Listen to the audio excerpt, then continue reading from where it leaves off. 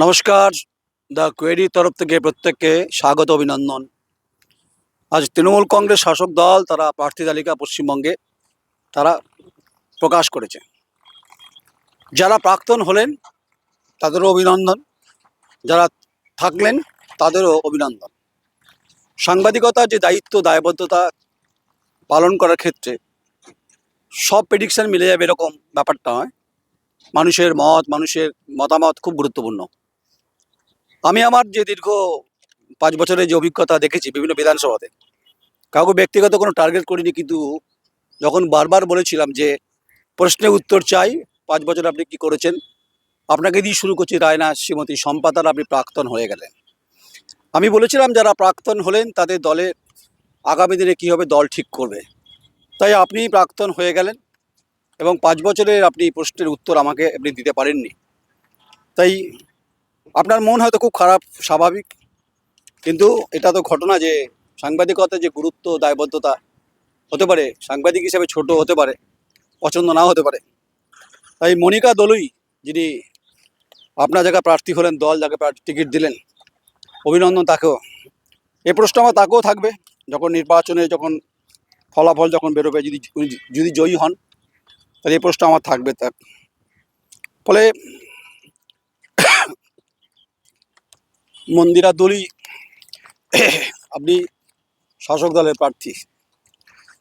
Madam, আপনাকে বলছি শ্রীমতী সম্পাদারা, আপনি বিধানসভার অল ইন্ডে মার্শাল সাহেবের সামনে, কিছু বিধায়ককে সামনে আপনি বলেছিলেন যে আমি নাকি আপনাকে টার্গেট করেছিলাম, এবং আপনি বলেও ছিলেন যে আমি 1 নম্বরের দিকে ঝুঁকেছিলাম।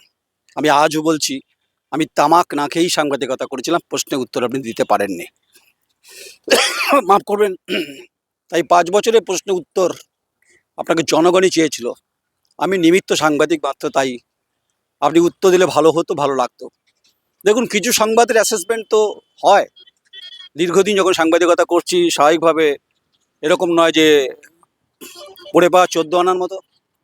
বিধানসভার করিডোরে হোক, বিধানসভা অল ইন্ডিয়া হোক, যখন আপনি আমায় প্রশ্ন করেছিলেন সরাসরি যে টার্গেট করেছিলাম, আমি সেদিনই ভেবে নিয়েছিলাম যে আপনার মধ্যে রাজনৈতিক সৌজন্য বোধটুকু অন্তত হারিয়েছে। আপনি টিকিট পেলেন না, আমি জানতাম টিকিটটা আপনি পাবেন না, কারণ আপনার 5 বছরের কাজকর্মের হিসেব নিয়ে অনেক প্রশ্ন ছিল। তাই আপনাকে আমার অভিনন্দন, কিন্তু কোনোদিন কোনো সংবাদ মাধ্যমকে ছোট চোখে দেখবেন না, বাঁকা চোখে দেখবেন না। তাই আপনাকে দিয়ে শুরু করলাম। প্রশ্ন ছিল রাসবিহারী বোসের বাড়ির সুবলদহর কী অবস্থা, প্রশ্ন ছিল কৃষকের অধিকারের প্রশ্নে। সব প্রশ্ন উত্তর আপনি আমাকে আহত করেছে, কিন্তু আপনি আমাকে আক্রান্ত করেছেন, তবু আপনাকে আমার অভিনন্দন রইল। আর রায়না বিশেষ করে আমার স্পেশাল অ্যাটেনশন, কারণ আমি রায়নার 23-এ পঞ্চায়েত নির্বাচনে আক্রান্ত হয়েছিলাম। তাই যারা কমেন্টস করবেন তারা ব্যক্তিগত কোনো আক্রমণ করবেন না, গণতান্ত্রিকভাবে কথা বলবেন, খুব ভালো লাগবে। নাম্বার 2, খণ্ডঘোষ বিধানসভার টিকিট পেলেন নবীন বাগ, আবার পেয়েছেন। অনেকে আমাকে হয়তো প্রশ্ন করবে নবীন বাগের বিরুদ্ধে আপনি সংবাদ, ভুল হচ্ছে আপনাদের। ব্যক্তিগত আমি কাউকে টার্গেট করিনি আর করবো না, কিন্তু করবো দুর্নীতির বিরুদ্ধে কোনো সংবাদ থাকলে করি। তাই নবীন চন্দ্র বাগ মহোদয়, আপনি খণ্ডঘোষের 2026-এ বিধানসভা প্রার্থী হয়েছেন, আপনাকে আমার অভিনন্দন দ্য কোয়েরির তরফ থেকে। আর গণতান্ত্রিক প্রক্রিয়া যে ভূমিকা, সেই ভূমিকা আমি পালন করব। আপনি রাগ করতে পারেন, প্রশ্ন করেছিলাম, উত্তর পাইনি। তাই বিধানসভার করিডোরে আমাকে ঘোরাফেরা করতে দেখা গেছে। আজ আপনাদের বলি, আমি সাংবাদিক নয়নটাই, আমি বিধানসভার কার্ড হোল্ডার, এটা সেদিনও বলেছিলাম, আজও বলছি। তাই বটুকেশ্বর দত্ত এবং রাসবিহারী ঘোষের জন্মভিটেতে আপনি এবারে প্রতিদ্বন্দ্বিতা করবেন। একদিকে বাম, একদিকে বিজেপি। আপনার আমার শুভেচ্ছা রইল দা কোয়ারির তরফ থেকে। যদি আপনি আমাকে সাক্ষাৎকার দিতে চান, দেবেন, গণতান্ত্রিকভাবে এটা হওয়া উচিত। আর যদি আপনি পছন্দ না করেন, সেটা তো পরের প্রশ্ন। আমি প্রশ্ন করেই যাব, কভারেজ করব 5 বছরে আপনি কী কী কাজ করলেন না। তাই আপনাকে আমার ব্যক্তিগত অবশ্যই অভিনন্দন রইল। লড়াইয়ের ময়দানে নিশ্চয়ই আপনি থাকবেন, দেখা হবে আপনার সঙ্গে আমার। খণ্ডঘোষের মাটি আমার খুব চেনা, আমার খুব পরিচিত। ব্যক্তিগত টার্গেট উচিত না করাটা, আমিও করছি না। আপনার যারা অনুগামী যারা আছেন, তারা অনুরণন হয়ে হয়তো আমাকে আক্রমণ করলো, আমি কিন্তু আক্রমণের পাল্টা জবাব গণতান্ত্রিকভাবে খণ্ডঘোষের মাটি দিয়ে দেবো। গণতান্ত্রিকভাবে নির্বাচনে আপনি লড়বেন, আমি সংবাদে পরিপ্রেক্ষিতে করব। বর্ধমান দক্ষিণে বিধায়ক খোকন দাস টিকিট পাওয়াটা স্বাভাবিক, একথা আমিও আগেও বলেছিলাম, কারণ তার এই দীর্ঘ 5 বছরের যে কাজকর্ম, যে অ্যাসেসমেন্ট এবং মানুষের সঙ্গে থাকা এবং গণবিবাহ এবং হচ্ছে যে কঙ্কালেশ্বর কালীবাড়িতে বহু মানুষকে অন্নদান এবং শহরে বেশ কিছু কথা উঠছিল তার সম্পর্কে, বিভিন্ন ক্ষেত্রে তার ভূমিকা নিয়ে প্রশ্ন উঠছিল, কিন্তু আলটিমেট জো জিতা ওই সিকান্দার। তাই খোকন দাস 2026-এ দ্বিতীয়বারে দল তাকে মনোনয়ন করলেন, টিকিট দিলেন তাকে। আপনার লড়াইও কঠিন। 21 এবং 24-এর 21-এ বিধানসভা নির্বাচন, 24-এ লোকসভা নির্বাচন। আপনার 35টি ওয়ার্ডের ভোট বর্ধমান পৌরসভার ফলাফল খুব একটা খারাপ ভালো নয়, ওদের 21-22টা পৌরসভা। আশা করি সেগুলোর নিশ্চয়ই নজর থাকবে আপনার।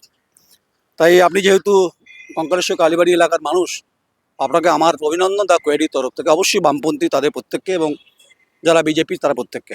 আজকে শাসক দল নিয়েই বলছি। তাই ব্যক্তিগতভাবে টার্গেট, আর আপনার নবদ্বীপ নিয়ে আমি সংবাদ করেছি, বহুবার করেছি। আপনি করোনাকালে করেছি, করোনাকালের পরে করেছি, তো আপনি আমাকে সহায়তা করেছেন সংবাদ করার ক্ষেত্রে। তা ভাববেন না আমার উল্টো দিকে যারা দর্শক, আমি খোকন দাসকে নিয়ে হয়তো বেশি তৈলমন্থন করছি। আমি জীবনে কারো কোনো দিন সাংবাদিকতার ক্ষেত্রে তৈলমন্থন করি না। অনেকের আজকে কমেন্টস আসবে, ভালো লাগবে না, তারা করবেন, আমি উত্তর দেবো নিশ্চয়ই, গণতান্ত্রিকভাবে উত্তর দেবো। কারণ যারা নতুন প্রার্থী হয়েছেন তাদেরকে আমার প্রশ্ন থাকবে, যদি আপনারা আমাকে কখনো পরন্ত বেলায় হোক, কখনো দুপুরে হোক, যখন ডাকবেন আমি থাকবো সেই সাক্ষাৎকারে। খোকন দাস, আপনার কাছে আমার আগ্রহ থাকবে, যেহেতু দক্ষিণের মানুষ, সাংবাদিক হিসাবে আপনি আমাকে একটা সাক্ষাৎকার দেবেন, প্রশ্ন আমার আছে আপনার কাছে। বর্ধমান উত্তরের কথাই বলি, অনেকে অনেক প্রশ্ন করেছিল, আমি চুপচাপই ছিলাম। নিশীথ মালিক নাকি টিকিট পাবে না, নিশীথ মালিক নাকি বাধ্য হয়ে গেছেন। তো বেশ কিছুদিন ধরে এই কানাঘুষো কথাগুলো শুনতে শুনতে আমি কার্যত চুপচাপই ছিলাম। কারণ আমি দেখুন বারবার বলছি, সাংবাদিকতার যে গণতান্ত্রিক যে পদ্ধতি সেটা আমি মানি। ব্যক্তিগত নিশীথবাবু আপনার প্রতি আমার কোনো টার্গেট আমি করিনি, আর করবো না। আপনাকে প্রশ্ন করব, প্রশ্ন করেছি, উত্তর পাইনি। বিধানসভার ভেতরে হোক বাইরে হোক, এলাকায় 2-1বার ইন্টারভিউ হয়েছে আপনার, কিন্তু আপনার পরিবর্তে যাকে ভাবা হয়েছিল তিনি টিকিট পেলেন না। আমি জানতাম হবে না এটা, কারণ হচ্ছে এক হচ্ছে অন্তর্কলহ একটা ব্যাপার আছে। যাই হোক, আজকের কোনো এই কাটাছেঁড়া কথা নিশীথ মালিক আপনাকে বলছি না, আপনাকে আমার অভিনন্দন রইল। আপনি অবশ্যই আমাকে সাক্ষাৎকার দেবেন 2016, 21 এবং 26-এ 3বারের আপনি। এবারে লড়াইটা কঠিন হবে কিনা সেটা সময় বলবে। তো উত্তর কিন্তু খুব কঠিন নয়, শাসকের কাছে নয় অন্তত। এবার আসুন চলে যাই অজয়ের পারে। অজয়ের পারে বলতে আউসগ্রাম অবেদানন্দ ঠান্ডার টিকিট পাইনি, পেয়েছেন শ্যামাপ্রসন্ন লোহার। অভিনন্দন রয়েছে আপনাকে আমার। আপনার পালিতপুর গ্রামের বাড়িতে গিয়ে আমি আপনার সাক্ষাৎকার নিয়েছি, একবার দুর্গাপুজোয় নিয়েছি, আর একবার সম্ভবত কোনো ধান খেতের পাশে দাঁড়িয়ে সেদিন বলেছিলাম যে you are a political gentleman. সময় দেখা হবে, যদি সাক্ষাৎকার দেন নিশ্চয়ই আউসগ্রামে ঘন জঙ্গলে কিন্তু আপনার সঙ্গে আমার দেখা হবে। সাক্ষাৎকার নিশ্চয়ই দেবেন, চেষ্টা করবেন, অন্তত করবেন। অন্তত আপনি আমাকে চেনেন, আপনি আমাকে জানেন। তাদের প্রশ্ন থাকতে পারে আপনি অবেদানন্দ ঠান্ডারকে নিয়ে প্রচুর কভারেজ করেছেন। হ্যাঁ করেছি, আমার কাজ এটা। দল তো টিকিট দিয়েছে, আমি তো টিকিট দিইনি। মমতা বন্দ্যোপাধ্যায় টিকিট দিয়েছেন, অভিষেক বন্দ্যোপাধ্যায় সিদ্ধান্ত নিয়েছেন, আমি তো আমার অ্যাসেসমেন্টের উপরে সংবাদ করেছি। তাই তামাক আমাকে কারো কাছে চাটতে হয়নি বা খেতে হয়নি। আপনার এই লড়াই থাকবে অজয়ের পারে আউসগ্রাম।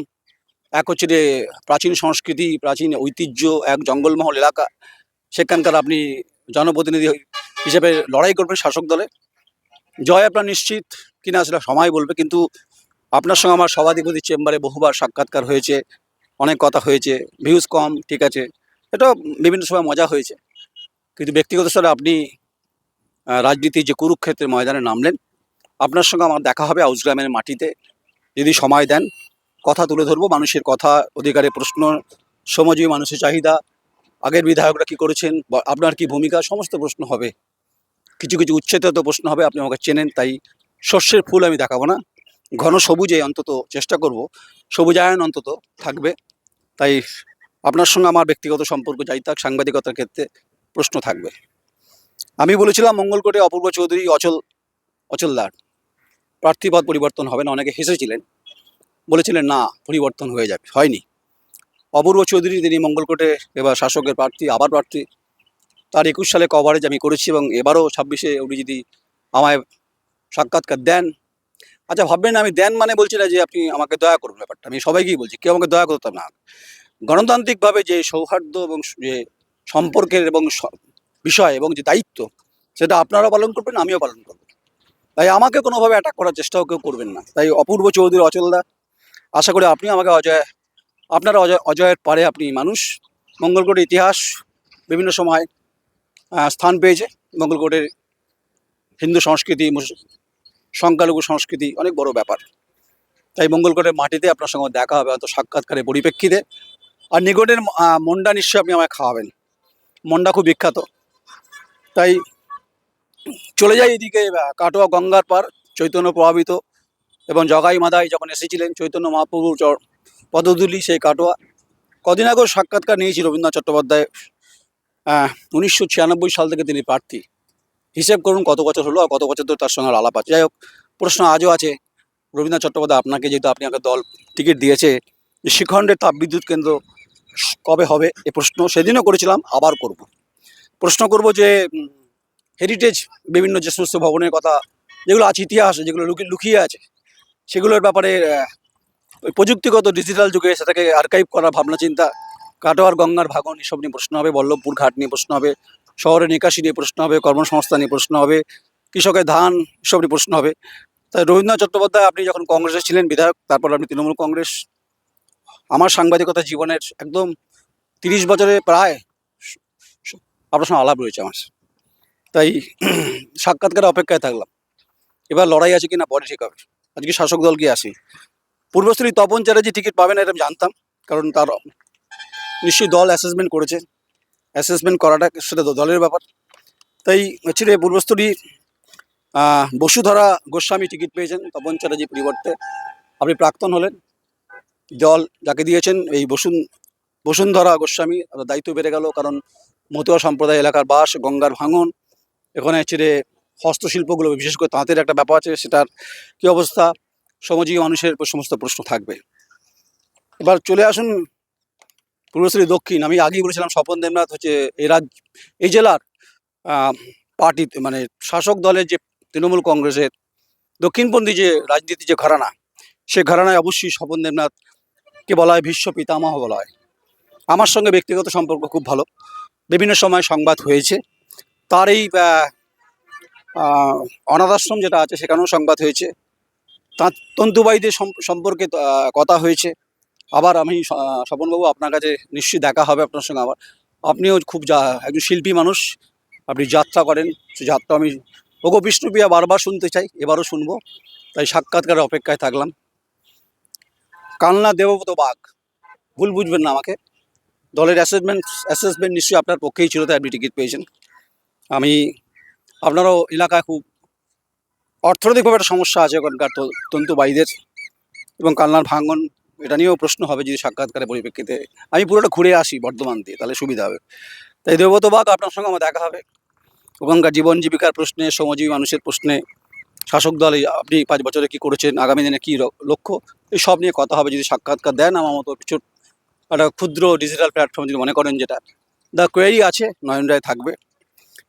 আর চলে আসুন মন্তেশ্বর। অনেকে কটাক্ষ করবেন, আমার মনে আছে আহমেদ হোসেন, নাম করে বলছি আজকে, আপনার সঙ্গে ব্যক্তিগত কোনো শত্রুতা নেই, কিন্তু আপনার সঙ্গে আমার গণতান্ত্রিকভাবে সংবাদে পরিপ্রেক্ষিতে কথা হয়েছে। জনাব সিদ্দিকুল্লাহ চৌধুরী নিয়ে হয়েছে 2025-এর মে মাস থেকে হয়েছে।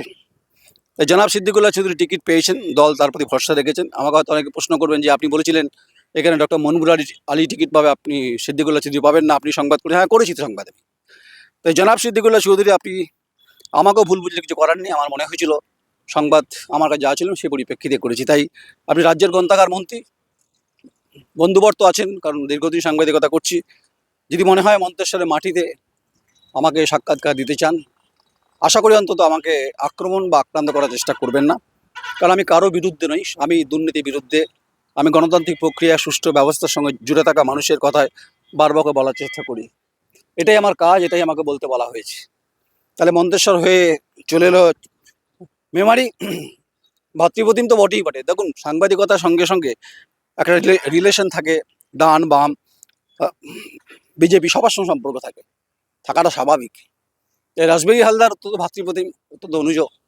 এরা মেমারির যে কোঁয়ার পরিবার, অর্থাৎ যেখান থেকে বামপন্থীদের ভিয়েতনামে যে লড়াই বলা হতো একসময়, হরেকৃষ্ণ কোঁয়ার, বিনয় কোঁয়ার, এবং হচ্ছে এই যে লড়াই মহারানী কোঁয়ার, তিনি প্রয়াত। পশ্চিমবঙ্গে ভূমি সংস্কার আন্দোলনের ক্ষেত্রে যে ভূমিকা হরেকৃষ্ণ গঙ্গারে যুক্তফ্রন্টে থাকা মন্ত্রিসভা এবং যে ভূমি সংস্কারে আমূল পরিবর্তনের ক্ষমতায় আসা জ্যোতি বসু সরকার, ঠিক আছে, হরেকৃষ্ণ কুমারের উল্লেখযোগ্য আন্দোলনের কথা বাংলার মানুষ জানে। তাই রাসবিহারী হালদার, আপনাকে ওই ভূমি সংস্কারের আন্দোলনের কথা মনে করতেই হবে। আপনার ওখানকার কৃষকের কথা আপনাকে নিশ্চয়ই প্রশ্ন হবে, ওখানকার ইন্ডাস্ট্রি কী অবস্থা, কৃষিভিত্তিক শিল্প বা মাঝারি শিল্প কী অবস্থা সেগুলো প্রশ্ন হবে। ওখানকার আইন শৃঙ্খলার প্রশ্নে আপনার আগের যিনি বিধায়ক তিনি কী করেছেন সে প্রশ্ন হবে। যদিও বলবেন যে আপনি আগের বিধায়ক কী করেছেন আমাকে টানবেন না, ঠিক। তাই আপনার আগামী 5 বছর আপনি কী পরিকল্পনা করেছেন? দলের ইশতেহারের বাইরে আপনার একটা নিজস্ব ইশতেহার থাকবে, আপনার একটা টিম কাজ করে, আপনি যুব সভাপতি। তাই রাসবিহারী হালদার, আপনি ভাতৃপ্রতিম হলেও আপনাকে আমি স্নেহের তালিকায় রাখবো। লড়াই তো হবেই, আমি সংবাদ করব, কখনো তেতো লাগবে, কখনো মিষ্টি লাগবে, খারাপ লাগবে। চলুন, ঘুরতে ঘুরতে অনেকটা এসে গেলাম গলসি। না, আমি একটু জামালপুর বলে দিই। জামালপুরে প্রার্থী অলোক মাঝি পরিবর্তন হয়েছে। জামালপুরে এই কারণে পরিবর্তন হয়েছে, ওখানে পরিবর্তন হয়ে ভূতনাথ মল্লিক তিনি প্রার্থী হয়েছেন অলোক মাঝির জায়গায়। আমি তার সঙ্গে আমার আলাপও নেই। আমি ওখানকার জামালপুরের বালি অবৈধ উত্তোলন এবং মানুষের সমস্যা, মানুষের সুবিধা, কৃষকের অধিকার, এই সমস্তগুলো ভূতনাথবাবু আপনার সঙ্গে প্রশ্ন সাক্ষাৎকার হবে। অলোক কুমার মাঝি তিনি টিকিট পেয়েছেন হচ্ছে যে গলসি, সম্ভবত, হ্যাঁ গলসি। এখানে গলসির এবং আপনি হচ্ছে যে অলোক কুমার মাঝি, আপনি গলসিতে আগে এমএলএ ছিলেন 2016-তে, 21-এ আপনি জামালপুর। আবার আপনি বলেছিলেন খণ্ডঘোষ আপনার পছন্দের জায়গা গলসি, আপনি যেহেতু বিধায়ক ছিলেন। তাই দোলনায় দোল খেতে খেতেই কথা হয়েছিল।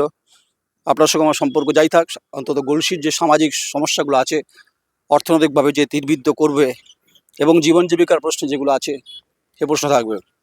আর প্রাক্তন হয়ে গেলে নেপাল ঘুরেই আপনি রায়নার মানুষ। আপনার ছবি কার্যত ভাইরাল হয়েছিল টাকা লেনদেনের পরিপ্রেক্ষিতে।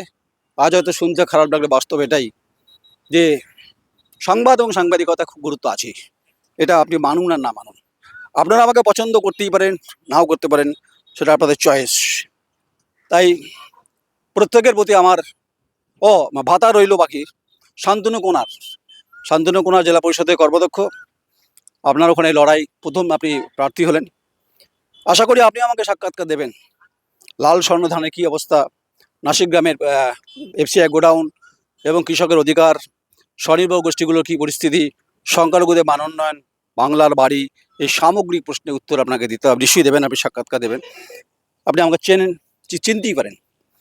294টা বিধানসভার মধ্যে অনেকের সঙ্গে তো সম্পর্ক আছে সাংবাদিকতার ক্ষেত্রে, বাকিটা বলছি না। তো এই হচ্ছে মোটামুটি বিষয়। দেখা হবে, খোলা হওয়াতেই দেখা হবে।